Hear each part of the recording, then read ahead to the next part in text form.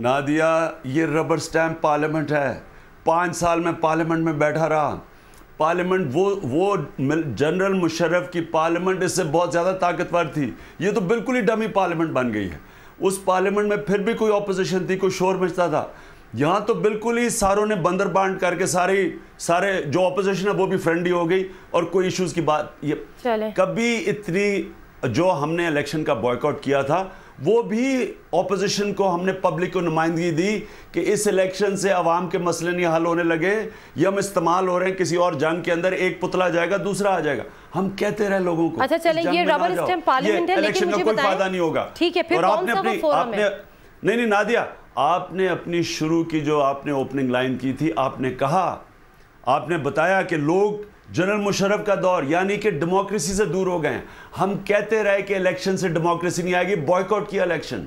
आज वक्त ने साबित कर दिया है कि वॉर ऑन टेरर पे मौक़िफ़ ठीक था। इस इलेक्शन में इस इलेक्शन से यही नतीजा आना था जो हम कहते। हाँ साहब, मुझे फिर ये बताएं कि अगर जो हमारी पार्लियामेंट है वो रबर स्टैम्प है, तो फिर दूसरा फोरम क्या है हमारे पास कि जहाँ पे जाके अवाम के मसाइल हल करवाएंगे? आप शुक्र करें कि ये आप मीडिया, आप जैसी नादिया, आप जैसे और ये जो एंकर्स बैठे हैं और जो पब्लिक करंट अफेयर प्रोग्राम्स हैं, अगर ये ना होते, ऑपोजिशन तो इधर से आ रही है। मुझे बताएं पार्लियामेंट ने आज तक किया क्या है? एक रेजोल्यूशन 2 दफ़ा पास करती है कि ड्रोन अटैक्स नहीं होंगे, वो अगले दिन शाम तक ड्रोन अटैक हो जाते हैं। दूसरी दफ़ा कहती है कि हम नेटो के सप्लाईज ब्लॉक करेंगे, 24 घंटे में ड्रोन अटैक हो जाता है। क्या किया पार्लियामेंट ने? और आप सोचें कि तहरीक इंसाफ के कारकुनों ने जब नेटो के सप्लाईज ब्लॉक किए, पार्लियामेंट की रेजोल्यूशन के मुताबिक हमें उनको पकड़ के जेलों में डाल दिया। यानी आप इस मुल्क के ज़रा आप सोचें हो क्या रहा है। पार्लियामेंट रेजोल्यूशन पास करती है कि ड्रोन अटैक्स हुए तो नेटो के सप्लाईज ब्लॉक करेंगे। तहरीक इंसाफ के कारकुन ब्लॉक करते हैं कोयटा में नेटो के सप्लाईज, उनको जेलों में डाल देते हैं। अपनी वायलेशन पार्लियामेंट। हाँ सर, ये जो ड्रोन अटैक्स आजकल नहीं हो रहे, तो क्या ये क्रेडिट आप लेंगे अपने इन सेटिंग्स का कि ड्रोन अटैक्स इस वजह से अब नहीं हो रहे? देखिए, हुआ ये है नादिया कि एक तो हम पाकिस्तान में हमने जो धरने किए, आपको पता है उन धरने की वजह से पार्लियामेंट ने रेजोल्यूशन पास की। जो हम कह रहे थे कि हम धरने करेंगे और नेटो सप्लाई ब्लॉक्स करेंगे, वो पार्लियामेंट ने रेजोल्यूशन पास की उस प्रेशर के अंदर। फिर जब ड्रोन अटैक्स होते रहे तो हमने फिर कहा कि ये गवर्नमेंट खुद मिली हुई है, जो विकीलीक्स ने कंफर्म किया कि इन्होंने उनको इजाज़त दी हुई है ड्रोन अटैक्स की। हमारे से मुनाफिक झूठ बोल रहे हैं, उनको कह रहे हैं मारे जाओ, हमारे से कुछ और कह रहे हैं। तो हमने कहा गवर्नमेंट को जाना चाहिए, जो अपने लोगों की जान और माल की हिफाजत नहीं कर सकती उसको जाना चाहिए, जो कराची में हो रहा है।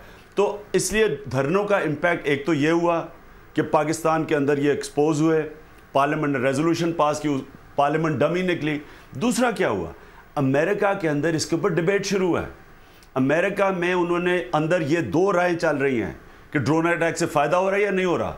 उनके जो CIA का पेट्रियट्स या जो हॉक्स हैं वो कहते हैं जी मारे जाओ, जो दूसरी तरफ वो कह रहे हैं कि ये तो काउंटर प्रोडक्टिव है।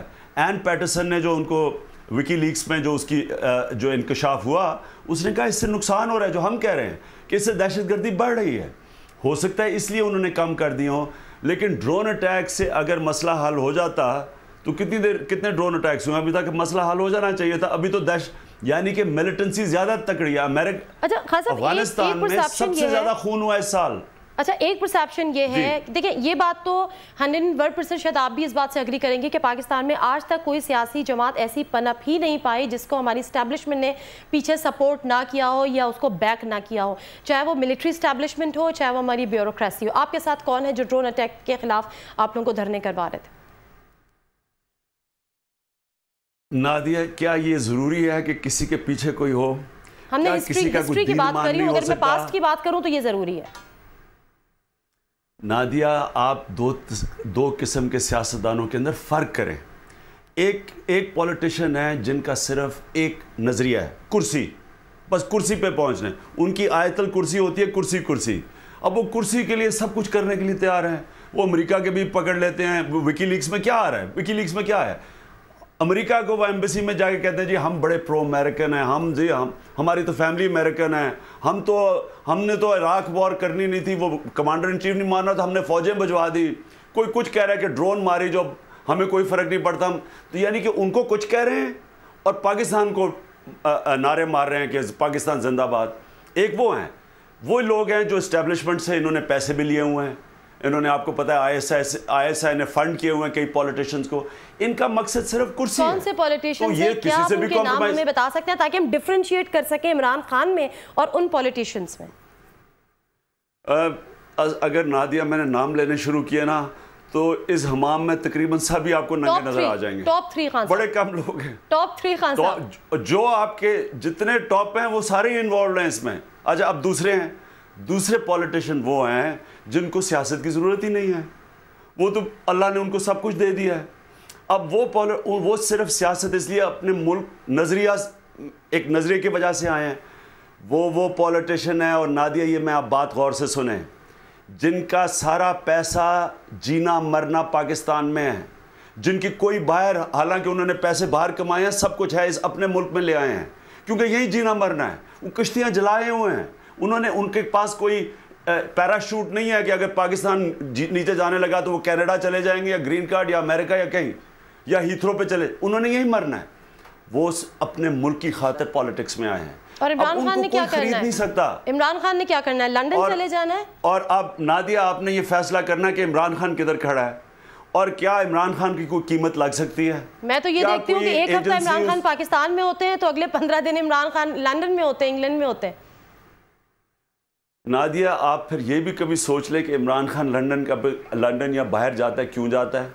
या वो जा रहा होता है शौकत खानम के लिए, या वो जा रहा होता है नमल यूनिवर्सिटी के लिए क्योंकि सबसे बड़ी ताकत आपकी ओवरसीज़ पाकिस्तानी है, और या फिर वो जा रहा होता है क्योंकि हमारी सबसे बड़ी इस वक्त तहरीके जो ओवरसीज़ पाकिस्तानी है, आप कई पोल करके देख लें, वो सारे तहरीक इंसाफ, तकरीबन मेजॉरिटी तहरीक इंसाफ में हैं, वो बुलाते हैं। और या फिर मैंने एक हफ्ते के लिए जाना है क्योंकि मेरी एक किताब आई है जो आज लॉन्च हुई है, तो उसकी पब्लिश क्योंकि लंदन में लॉन्च हुई है उसके लिए। लेकिन ना मेरे पास कोई वहाँ बैंक अकाउंट है, ना मेरा कोई वहाँ फ्लैट है, ना मैंने वहाँ कोई शॉपिंग करनी होती है। एक इतना सा हैंड बैग लेके जाता हूँ और आप कस्टम से पूछ लें, वही हैंड बैग लेके वापस आता हूँ। तो इसलिए जो आपने फ़र्क ये करना है कि पॉलिटिक्स कौन क्यों कर रहा है। और मैं सिर्फ एक आपको और देता हूँ कि कईयों का जीना मर्जा, एसेट्स डिक्लेयर्ड हमारी तरह के सब यहाँ हैं, हमारा कोई बाहर प्रॉपर्टी नहीं है, कमाया बाहर से है। और वो पॉलिटिशियन जो इक़्तिदार में आने से पहले उनके पास क्या था, अब क्या है, ये देख लें।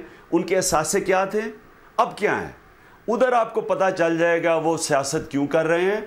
और वो हर से इस्तेमाल होंगे क्योंकि उनकी ज़ात के ऊपर सियासत है, वो अपने मफादात के लिए कर रहे हैं। वो जब भी हर कोई उनको ख़रीदेगा, या इधर ख़रीदे जाएंगे या बाहर से ख़रीदे जाएंगे। ठीक है खान साहब, let me take a short break है और मैं आपसे इसी बात पे कंटिन्यू करूंगी। हम नेशनल अफेयर्स पे जब हम आ ही गए हैं तो हम दीगर जो हमारे आजकल के जो करंट पॉलिटिकल सिनेरियो है उस पर भी मैं आपकी राय जानूंगी। स्टे विद अस नाज़रीन, मुख्तसर सा ब्रेक, वापस आते हैं।